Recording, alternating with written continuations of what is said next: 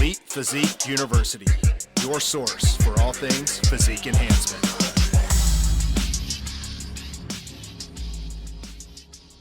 Hey, what's up, everyone? Welcome back to Elite Physique University. I'm John Gorman, your host. We got Jason Theobald in the house. It's on a Thursday. Jason, what's going on, man? How's your Thursday? It's a busy one, but that's good. I've had a lot of people sign up this week. I think they're thinking it's a good time to work on health. They were mostly like clients who need lab work and are going to have to pull back on training anyway. So I think they kind of were like, this is a good time. So I've been swamped, which is good, but it was a busy Thursday for me. Yeah, man. I'm getting quite a few client applications as well. I've got 2 people that have come on board. I have had a lot of people that have applied, probably 60 or 70% that see my prices and they're like, you know what? I just can't do it at this time. And I get that with all this stuff hitting, and I'm not super expensive, but I'm priced pretty good. But I get it. So we're down just a little bit. I mean, I've still had a good month. Don't get me wrong, but it is just a little bit slower than normal. And I get that. So, how are your clients doing, man? Have you had anybody had to pull out of prep? I've had 2 people that had to pull out because their fucking shows were getting moved and like just mentally couldn't do it. And I try and talk them out of it. I'm like, listen, like this is where champions step up. Yep. But some people they just had to, like they had to pull it, or in a lot of cases we just move it. And I'm like, you know what? Perfect opportunity for us to get ready early. Let's be ready early, and 100%. I'll feed you into the show, get your cardio out. Like this, you can look at this in a number of different ways, but I look at it as an advantage because I tell my clients, those people that you step on stage with, those are the ones who are eating. Those are the ones that are slacking off. They're the ones fucking around. This is where you're going to kick their ass. Like this is an advantage. 100%. I've said the same thing. I've also said if you're going after your pro card, the fields are probably going to be thinner, right? At least at first at Junior USA and Junior NAS, because most people couldn't hold themselves together mentally. So, the field's probably not going to be as deep. So I'm telling people, look, let's make it work. Let's show up in freaking great shape. And, it might be a little bit less cumbersome to get that card, So I'm telling people to push on. But, I've had some people to say, it's not worth it to me. And that's fine, So. You know what? That's a great point, man. I didn't think about it. Most of my clients are doing natty shows, either, in the IPE as a pro or the NAMBF. And all their stuff's getting rescheduled. So I just told them, I'm like, listen, we're just going to get you peeled, and I want you to make everybody look fucking fat. Like that's the goal. So I see a lot of people going to come in soft because they're just stressed out, not training the way they should. So we'll see, man.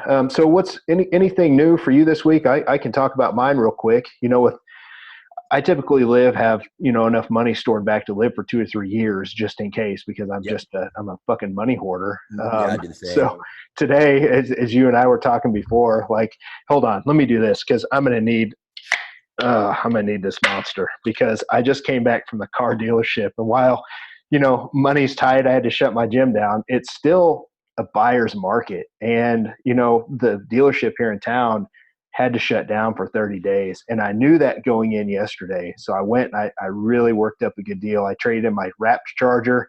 I love that car. I lived out of it for about 3 to 4 years, but it was a buyer's market, man. I was able to save $3,500. Basically, they called me today and they said, what do we have to do to make this work? And I got to lower everything down, pay the sales tax, the whole 9 yards. And I got a really, really good deal on a Toyota that's going to be wrapped. So that was kind of my day, on top of a shit ton of emails and stuff like that. So if you're somebody that has some money sitting around and either you're going to invest, and I know you do that, I like to look at opportunities to save money when you spend as well. So like right now, buying a car is probably not a bad idea if you've got enough money and you're not worried about it. Yeah, not a bad idea at all. I mean, like you said, they're getting ready to shut down. So if they can get a sale, they're going to get a sale. Yeah. And I hate that for them. I mean, I really do. But at the same time, like I'm going to save that fucking $3,500. Oh, so I would have bought a car regardless with them. It was just perfect timing. And I always do that. We bought Leslie a new car because hers was getting pretty high mileage. And I did it on Christmas Eve because I knew they needed to sell those cars before 2020. They weren't going to be open for a couple of days. And I went in like with 4 hours to go on Christmas Eve because they were open. Dude, saved like $2,500, man. So it's just a way to be smart. But I know people don't want to hear about a bunch of finances and shit on the show. What's something new that you learned this week?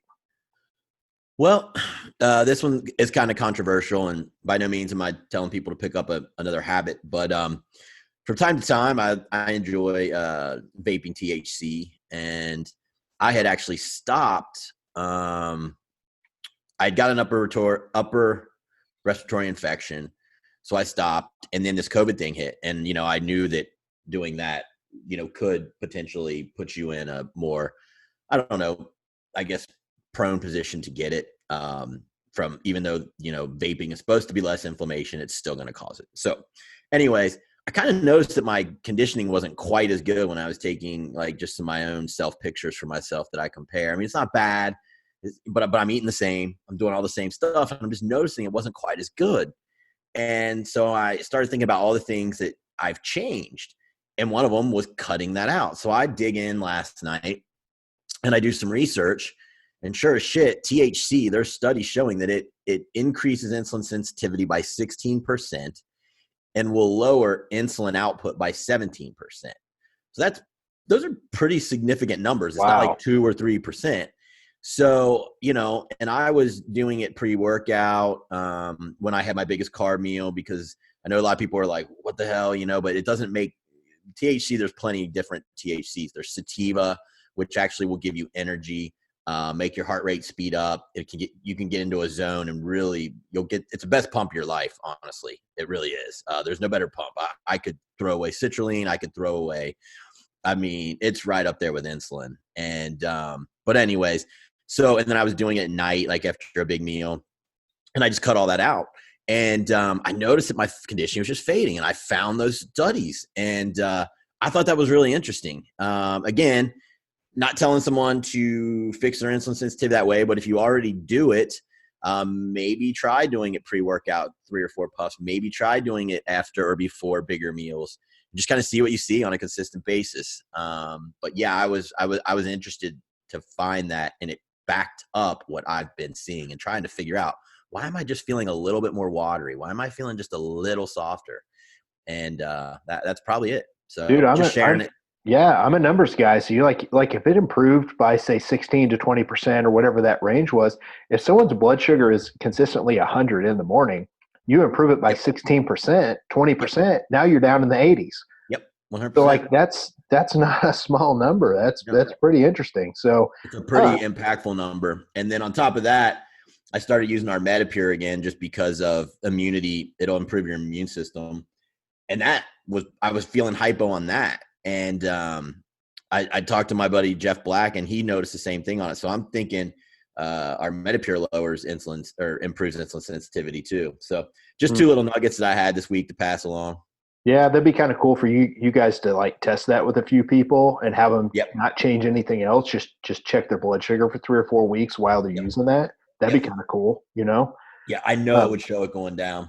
Yeah, I think part of it's because it relieves inflammation. It right. It gets toxins out of the body. I mean, it does a lot of damn good shit. But yeah, it was interesting to see that I was going hypo, and I was like, what the hell's going on? And after talking with a few people, I figured that was out. That was Metapure. So very interesting, man. Well, let's go ahead and get into our topic today. And this is kind of a fun one.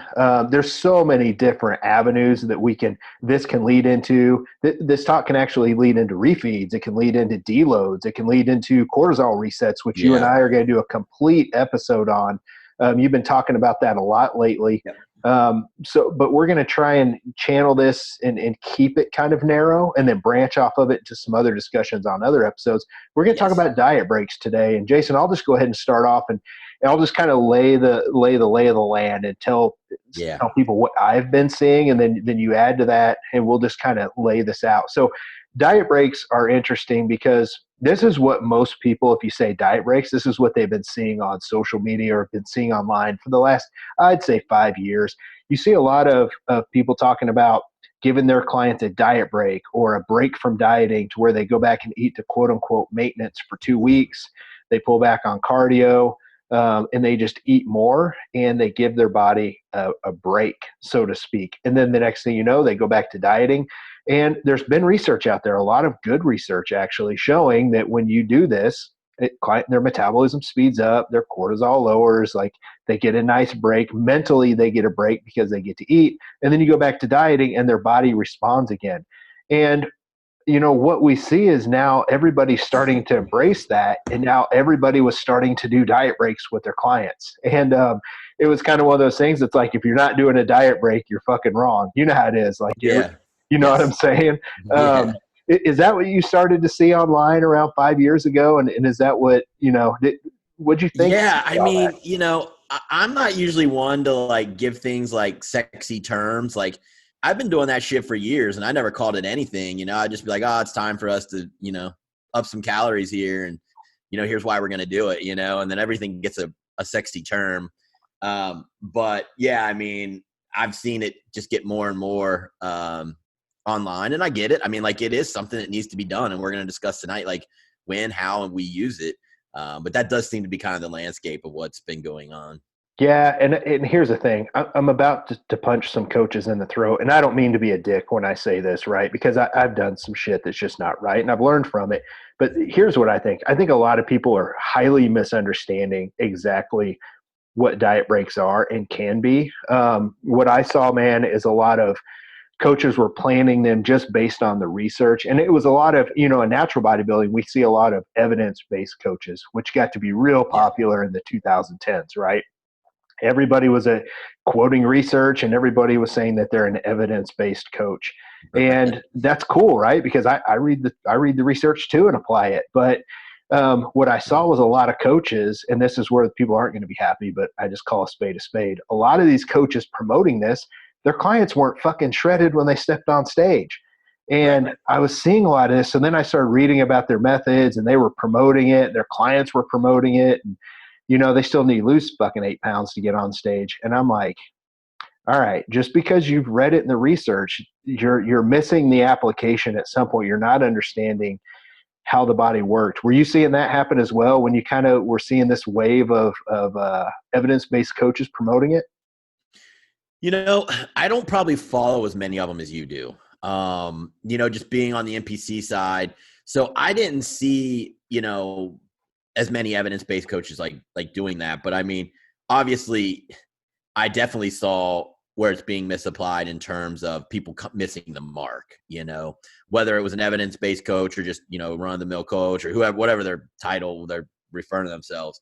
I definitely saw where people weren't pushing basically the client hard enough, and that probably comes down to taking too many breaks in a prep. Yeah. And you know what, man, I think this is going to be cool because, you brought up the NPC and the IFBB, and I think whenever I think of that, I think of the assisted side, right? Because most of the time that's the case.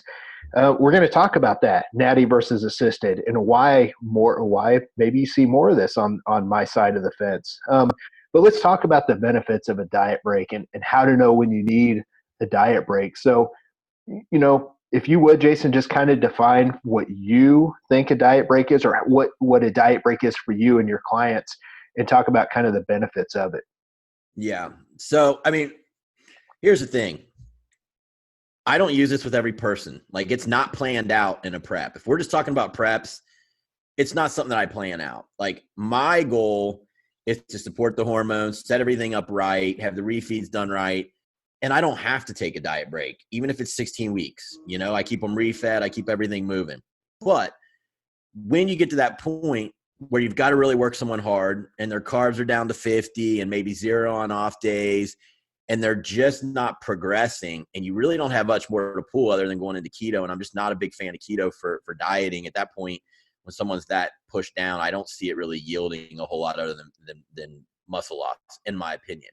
So that's a point when I would do a diet break. Now, sometimes, I might take 2 or 3 days. I might take a week. It just depends. If someone is not getting ready for a show and we're just dieting off season, then I have more time and I might give them 2 weeks. But it really just depends for me on how much time I have.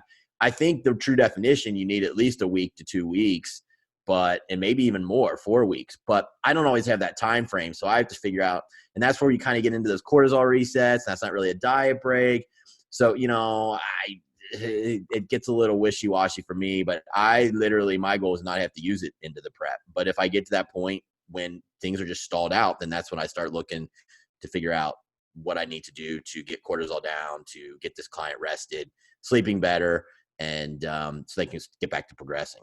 Yeah, man. And you know what? You really nailed this on right on the nail. I mean, you nailed it perfectly. You said you want to, before this, you're trying to get their hormones set up, their metabolism set up. Like these are all things that, like we've said before, there's levels to coaching, right?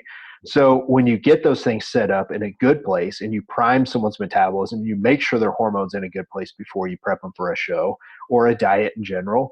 You don't have to worry so much, because that, to me, that is where I see I have to throw a diet break in. And that's normally when someone comes to me and I haven't done their off season. Maybe their calories weren't as high as they needed, or maybe I brought them on and they've got a little bit more of a dieting history than I thought, and their hormones were shit, right? So, we get into the diet, and like you said, you've got them down to really low calories, quite a bit of cardio, and their body's just not responding to the pulls. That's when I've just noticed, hey, I need to go ahead and feed this person a little bit more. I usually drop all the steady state cardio. I get all that shit out. Depending on how much hit they're doing, I'll drop most of that out as well, because hit's pretty hard on your CNS. So I'll usually, I drop the hit for sure. yeah, I usually drop it all, and then I'll increase their calories a little bit. It may not be a lot, for a female, I might increase them 25 carbs a day for a week, and then we just watch. But I can tell you right now, if you drop everyone's cardio and you add 25 carbs, no one's going to gain fat. Like they would have to be really fucked up hormonally. But that's generally when I do it, and it's only when I know I don't have any more room. It's almost like, you know how it is, man, when you've got those, it's usually natural females, you've got those clients to where you try and make adjustments and they just get worse. Like they just look worse. And I've had women gain. Or I was going to say, if they don't even start gaining, correct. Right. I've dropped their calories and added cardio, and they're just like, their cortisol's so fucked up that they literally start slowly gaining. Of course, that's got me thinking, fuck, man, they're eating off the plan or something like that. But, after having a heart to heart with some of them, and I believe them, I've done these diet breaks, and they actually have worked. And, I've only done a couple for 2 weeks. Usually a week has been enough for me. Is there anything else that you want to add to that before we talk about natty versus enhanced? No, well, maybe I'll just add, and like I said, for me, I've been really successful just resting them completely, focusing on sleep and dealing with cortisol. I haven't had to do a 2-week diet break in a prep, because I'm keeping my athletes, I'm keeping them with their period. I'm using certain supplements to keep that going. So I don't really have to I use these more, honestly, in off season when I've got people like just my regular Jane, who has a really shit metabolism and horrible hormone profile, even though we're trying to fix it. And I've been dieting her for 10 weeks just because she wants to look halfway decent and her body stalls. I might reverse her for 4 weeks. And to me, that's when I really am like, this is a diet break. But like during the show, I'm maybe taking 2 or 3 days, like you've seen me do it, Leslie and some of my other women, and just kind of dropping everything, hitting them real hard with some cortisol products and just getting that down real quick and then getting back to it. And it works pretty good for me because I keep most of my women's hormones rolling pretty well.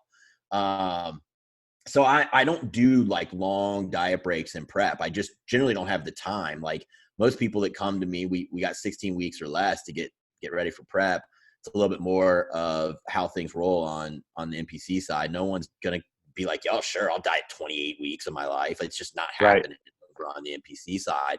So if that's the case, you have more time to do these week and 2-week diet breaks. I just don't use them that way in prep for me. Yeah, and I think that's kind of maybe our take home message, if you would agree, is like we only use them when we have to. And you know what, man? Before, I haven't done a diet break with anyone this year. The last one I really had to do, I think, was early last year, and it was before I was really pushing like your cortisol products, Estracort and Cordy's, because I was with First Form. I just didn't get it. I just didn't understand exactly what they did until a little later last year.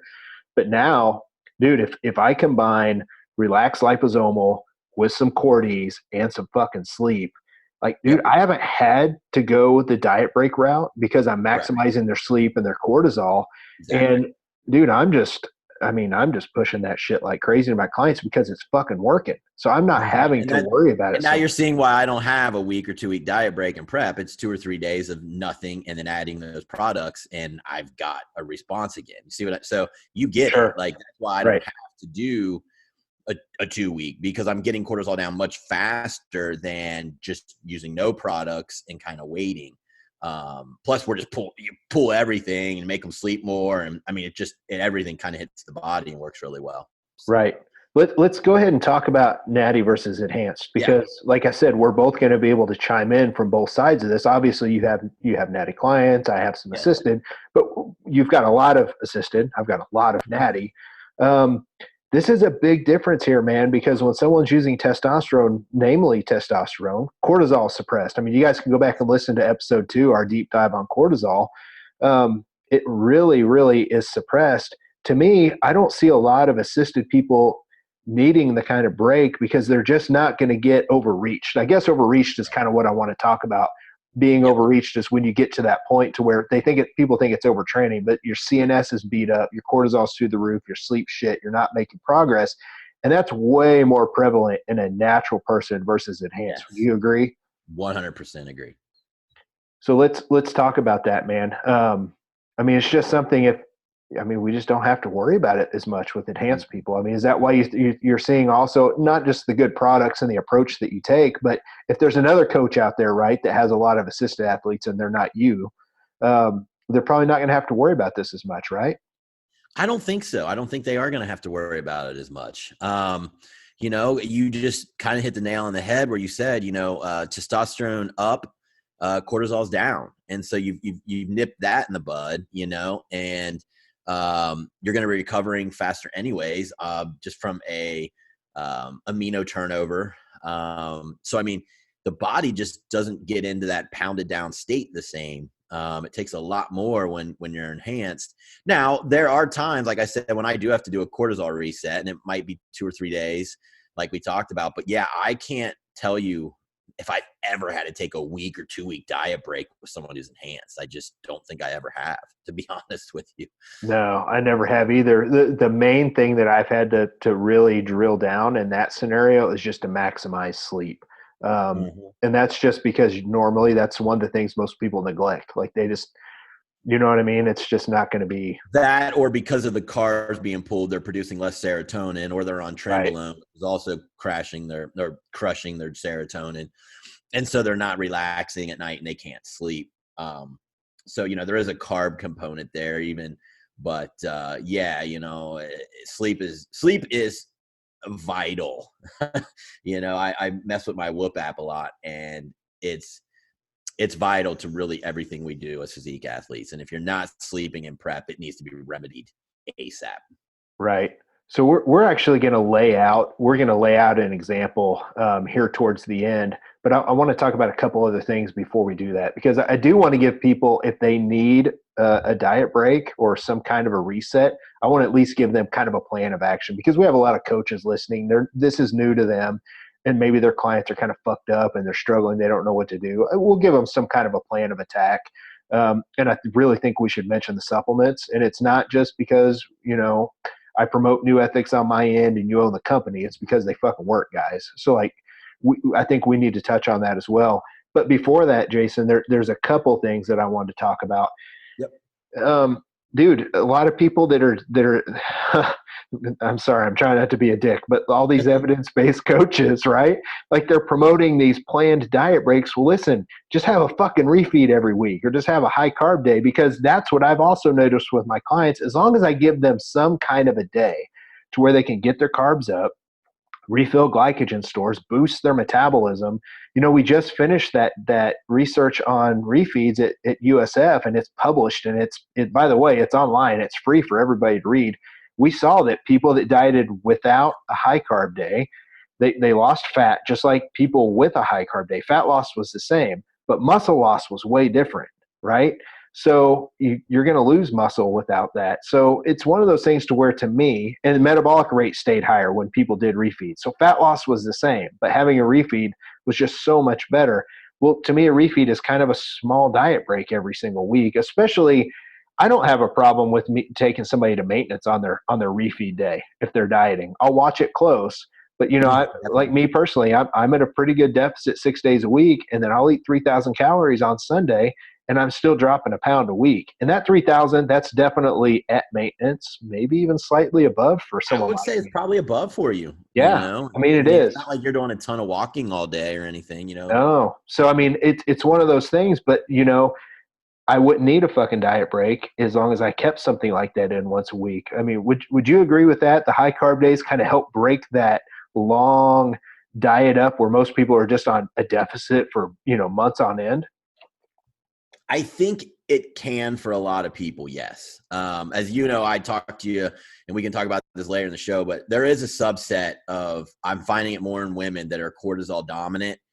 And I'm getting to the point now where I'm going to start almost programming in a deload day every 5th week. And I might not add food. I might just pull all cardio and maybe even pull all training because I can't keep their cortisol down. Every time I get it back in range, it skyrockets once we start training 5 days a week and they start dieting again. And so for those people, I don't think the refeed is going to work because I've been refeeding them.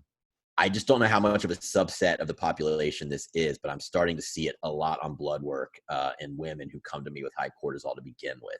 But otherwise, I think that refeeding, especially like I think you guys might have played with in your study where you got like 2 days of more like of a moderate refeed. Right. You can even throw Cordy's in a couple times on those days. I wouldn't consider it a full reset because I'm not putting calories as high as I normally do on a reset, but you can do that back-to-back refeed, hit them with a little bit more Cordy's and even, pull hits for those 2 days, et cetera, et cetera. And yes, I think that is going to definitely negate some people's need of any diet breaks during a prep.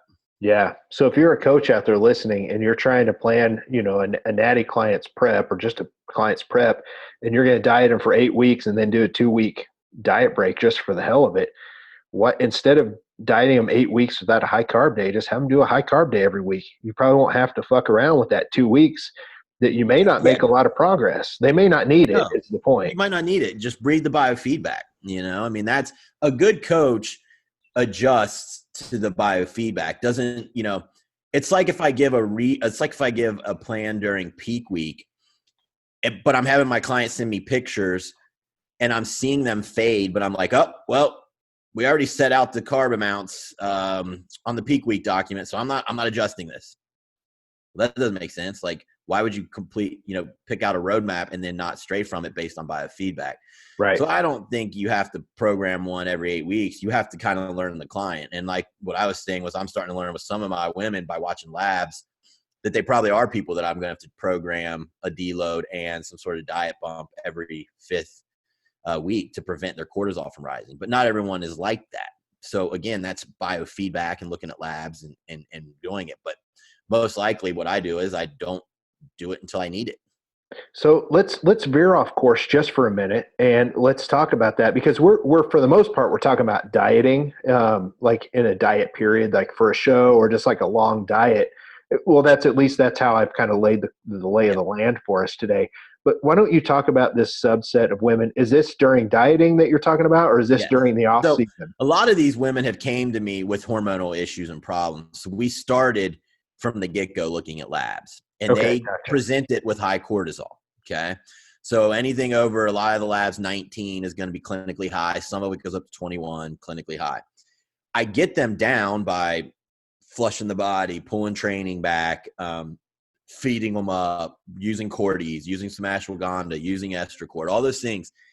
And then I've been putting them back on a traditional 5-day-a-week training, traditional, HIIT mixed with list cardio. And I'm finding that after, certain amount of weeks, they're back to high cortisol again. And so it's their body and their genetic makeup when they're trained almost trained like a man. It's not working for them. There's got to be a new way of approaching these clients. And so, it's funny. I talked to one of my clients and she works for Vince and she goes, oh yeah, Vince mentioned that to me about there's certain women. And so I called him today and I'm like, dude, I'm seeing this in labs. He's like, yep, I've been trying to tell y'all. And he's like, there's women that just have to be trained different. And you almost have to schedule the deloads and a bit of food increase before that cortisol builds up. And so it's just funny because I really didn't know he was seeing it. I started to see it in labs. I tell my client who works for him, and then she's like, oh yeah, he was talking about that the other day. You should talk to him. So it's there. And there's certain women more than men, but I have a man right now who's pretty cortisol sensitive, and we've had to schedule in more breaks for him. And so that subset of people, I'm finding it probably is going to be every 5th week. I am going to pull cardio. I might pull training and do all restorative yoga. If they have good metabolisms, I might up it a bit, but if they have piss poor metabolisms, I might just keep them at what their intake is. But just by pulling back cardio, sleeping better, hitting them with cortis, they're gonna reset nicely, and we're gonna thwart that spiking of that cortisol where it gets to the point where it's clinically high. So, gotcha. Interesting stuff. Yeah. Yeah. We're going to go into a complete episode, like I said earlier, on cortisol resets and kind of what that looks like. One more thing I want to add, man. If I've got the time, and I like to work with my clients in the off season so I can learn their physique, and they don't just come to me ready to start prep right now. Right. What I like to do is like a month out of actually starting their prep, I like to pull all their cardio out. I just tell them, like, listen, don't do any cardio for 4 weeks. Nail your macros, because think of it kind of as a soft start to prep. Like, think of us starting prep now for 4 weeks, just be anal on your food, but pull all the cardio out and nail your macros. And what that does is it gets their body unused to doing cardio. That way, when we start prep, I throw it in. Well, it starts fucking working to burn fat. But what they don't understand is it also helps just keep cortisol a little bit lower, because prep is going to raise cortisol. It just is. You're in a deficit. So that's one thing I like to try and do. And I've noticed whenever I've got someone long enough, as long as I kind of prime them that way, that's been one of those things that really help. And then I'll also have them do a deload week, the week before prep starts. Yes. And that's where they're just going in. I'm like, listen, go in, train whatever the fuck you want, train 20 to 30 reps, just get a pump, in and out, have fun. I don't even give a shit what you do in the gym. Train 3 or 4 days. It just 30 minutes. Just get in, have fun. Like, you're not going to tax your CNS just getting a pump. So that really primes them. And then when they start prep, dude, they're ready to roll. They feel good. They're motivated. Cortisol's down. So I wanted to kind of paint that picture for coaches out there that may not think about that stuff. That's a good tip. Very good tip. So I think, man, what we should do is kind of lay out a scenario.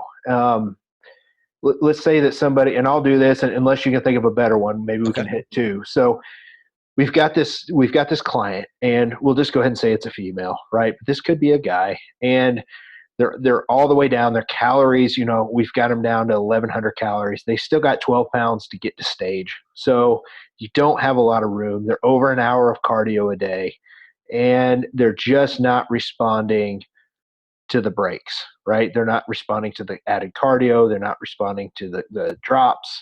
They're just not making progress, but you still got 12 fucking pounds to get off to get them to stage. Obviously, you can have a discussion with them at that point. Hey, this may not be a good idea to finish, or you've got time and you can do some kind of a break. Jason, what are you going to do from a supplement perspective to kind of help this person out? Because this is kind of, to me, this is one of those keys that we didn't have these 3, 4, 5 years ago before new ethics. And a lot of people weren't as in tune with the supplements to help. What are you doing from a supplement standpoint first? Yeah. So just supplement wise, I'm definitely going to up cortis. It's a product that really helps metabolize cortisol. So think cortisol's building, you're not metabolizing it well. You can get up to that clinically high on labs. You don't have to confirm labs all the time if you don't want. That based on all the scenario that John gave, cortisol is rising. So I hit them with cortisol, and I do 2 to 3 caps every 4 hours for 2 to 3 days. Now there's some other things I do, but you said just supplements, so I'm just gonna stop right there and say that. But I also will make sure that they're sleeping well. And if sleep has faded, I would bring in relax as well at night, a couple droppers pre-bed, so that they're getting more deep sleep and more REM sleep out of the sleep that they are getting. So those would probably be the two supplements that I bring in personally, along with some other things that I would do. Yeah, and before this supplement, I was having my clients take ashwagandha, which was, Yeah. back in the 3 or 4 or 5 years ago, we learned was pretty good for this kind of thing. And Relora, I know you and I knew about that way back in the day. Rhodiola, and then even phosphatidylserine was very, very important. I learned about that in kind of 2014, 2015. But what was cool is you took all that stuff and you fucking put it in a product. So it was like, once I saw that, I'm like, dude, it just makes sense. Like, my clients are going to be able to get this in one product. So I know it sounds like I'm trying to push the shit out of new ethics, but it's because it works, guys. Like get that and go on there and take it. So that was kind of one of the things I wanted to point out. It's got all the right products kind of in there in it. From a nutritional standpoint and a training standpoint, talk about, because I know, at least to me, they go hand in hand. Yep. I think we're going to do the same thing, but I'm kind of curious to hear what you do and for how long. So are you looking at a week? Are you looking for 4 or 5 days? Kind of talk about that. How much does the person weigh? I'm just curious. So say she weighs 125 pounds. It's a bikini girl, and she needs to get down to, between 110 and 115. She's got like 12-ish pounds to go. So no matter where her carbs are, I don't care. I usually, for that size of person, it's going to be 125 protein. It's going to be 220 carbs and 40 fats. And I'm going to say, spread that over 6 meals, keep it clean. And I'm going to do that for 2 or 3 days. And then training, depending on how bad this is, I might pull it all along with pulling all cardio. That's how I'm going to do it first before I would go into anything more extended in terms of days, because I don't have that kind of time if we're going to make the date. Now, I can always say we aren't going to make your date and then extend this, to a week or 2 weeks. Now, I wouldn't be putting them on that many carbs every day, but if I'm going to try to just jumpstart this and get cortisol down real quick, that's the macro set I would go for at that size. And I'm going to tell them they have to get to sleep an hour early every night, or be in bed an hour early every night. And with no cardio in the morning, they should actually be able to sleep longer too. Right. So you get it on both ends. So there's a sleep component, there's a training, there's a nutrition, and there's a supplement side that I try first in a short, abridged little break. Yeah, that's outstanding, man. Mine's just a little bit different. I usually plan on a week. I think most people just like that because it gives them a Sunday to Monday type mentality. So I tell them, hey, like I said earlier, drop all your cardio out, like fucking zero. I've had clients, doing an hour and 45 minutes that were super stubborn at the end of prep, and I fucking dropped it all. And they dropped like 3 fucking pounds that week because all the cortisol just dropped out of the bottom. But anyway, I always tell them, drop all your cardio out for a week. I'm going to feed them that day. So normally I take whatever their high day is. And for guys, I might add 200 carbs. For women, I might add 100 carbs. So if her high day was, 150 carbs and, we're down that low, she might eat 250. But I usually just add 100 because they're so depleted at this point. If you add 100 carbs, or like you said, eat 240 carbs back-to-back days, you're not going to store fucking fat because you're so depleted. Your muscles are just going to soak that up. So I'd have them do that right away. And then I have them add 25 carbs to their meal plan, their normal meal plan, the rest of the week. And I just let their body rest. And that's what it is. I tell them, don't train to failure the rest of the week. Go in there and like maybe an 8 out of 10 RPE scale to where you still got a couple reps left in the tank because you still need to train. And what I've noticed when people do it right, they start dropping that week. They literally will either drop down to where I want them. They'll hit a new low. And I try and tell them there's so many things happening, which we'll talk about hormonally, like what's happening here in just a minute. But that's what I do with people. And then at the end of that week, even if they didn't drop, I've had people not drop. I've had people be about the same, maybe gain a pound because they filled out with glycogen. After that, then I go right back to their old diet. I'm like, all right, we're going to go back. I don't throw all the cardio back in because that's a lot. I might start them back on 30 minutes a day. It just depends on the situation. But I go right back to their deficit numbers and dieting. and they're primed up a little bit, and then we push, and it's worked. You know, I haven't had to do a ton of these, probably a dozen. I would say 80% of the time it helped me kind of push to get them there. You know what I mean? Yep. Yeah, I do the same in terms of the end. I put them right back on what we were, but then I'm not too afraid to go lower if I need to right away. Because usually I get some sort of response from, I know 2 or 3 days seems short, but doing everything that I mentioned, it's worked really well. I know it worked well for Leslie, and it's worked well for a lot of my other women. So, but if that fails, then I would try something for a longer period, probably a week or 5 days, and try that the next week.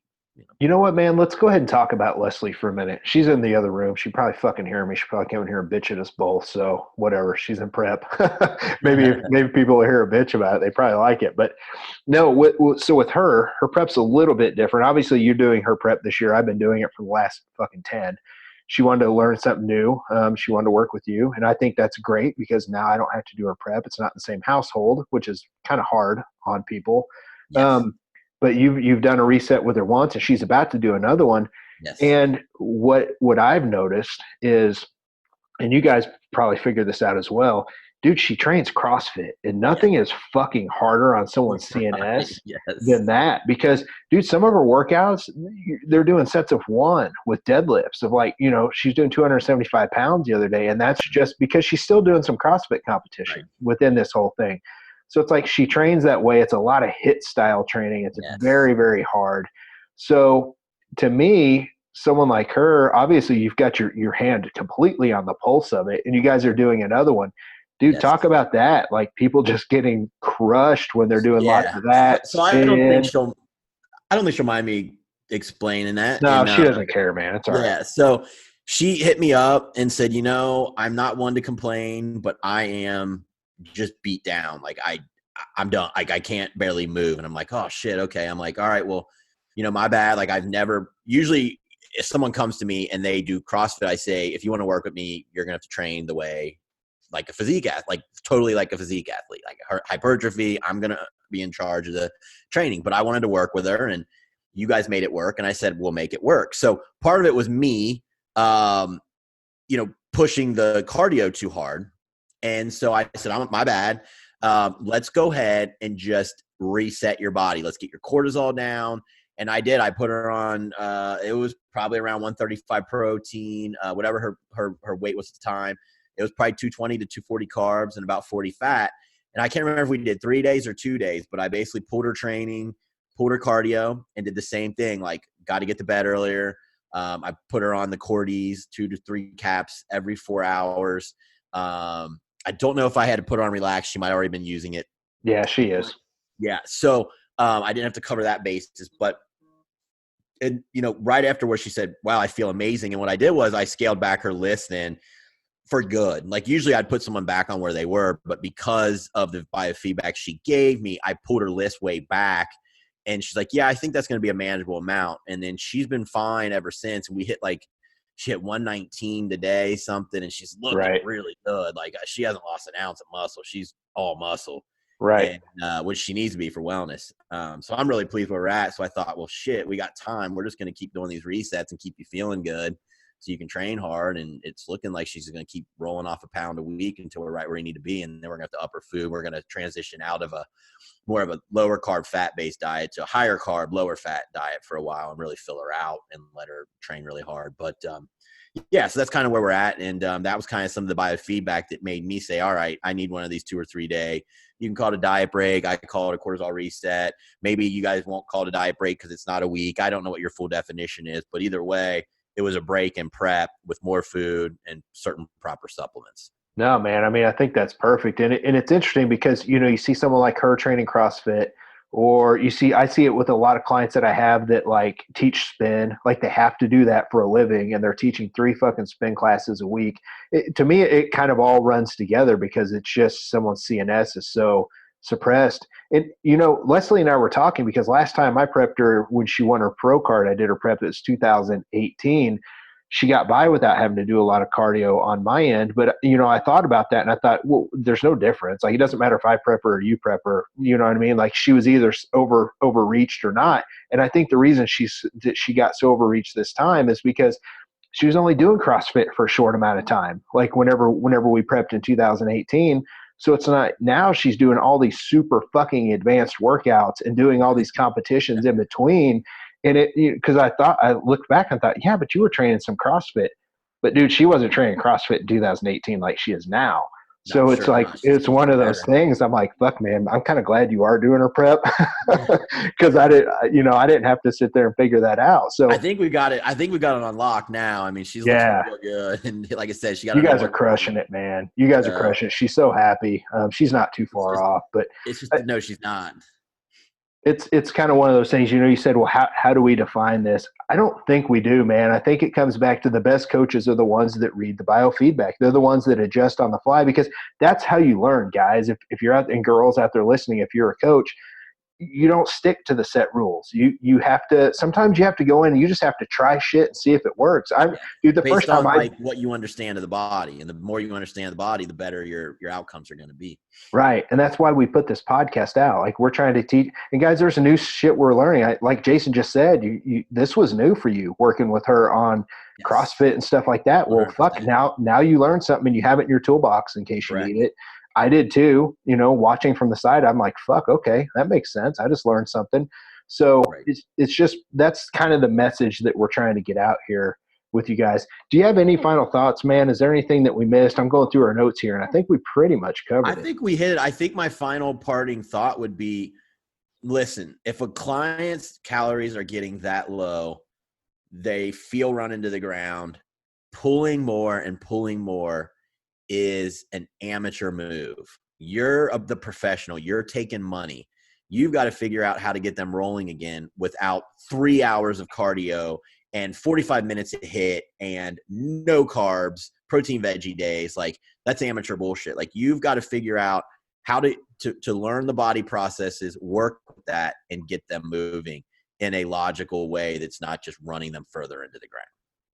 Dude, I love it. Amateur bullshit. I love it because we're both we fucking shoot straight. But when I hear you do it, it just cracks me up, man. You're like, that's amateur bullshit. That's rookie bullshit. I mean, if you're doing that, you shouldn't be taking money. You know what I mean? Right. That's not a professional move. I just do prep out of the locker occasionally. You know what I mean? No, I get it, man. Like you said, there's levels to this shit. So, man, I don't have any final thoughts. I will say, though, guys, we are up to like 230 reviews. And in 2 more episodes, we're going to give away 1 year of free prep with me. That's going to come from the reviews. So, guys, if you would, hit pause, hit those stars, leave us a short review. You can write 1 or 2 sentences if you want. We don't care. And I'm going to go through those in 2 weeks. And we're going to pick the person. It's 1 year, whatever you need. If you want to get on stage, if you need off season, if you want to do, well, fuck, I don't know if you do a CrossFit competition. I don't know if I want to have to fucking prep you now after talking about this. But no, I'm just kidding. Leave those review, guys. We really appreciate it. And Jason, one more thing. Soon we're going to announce our very first full weekend Elite Physique University seminar with you and I. That's going to be a blast. We just got the date locked down. We actually had one locked down, but with all this Corona shit hitting, we thought, you know what, man, we need to give people some time to save some money back up. Yep. But it's going to be coming this summer, and it's going to be awesome. So, oh yeah. All right, dude. If you don't have anything else, man, I know both of us need to get our asses back to work. So from Jason and myself, we're out of here. Thanks, guys. Yeah.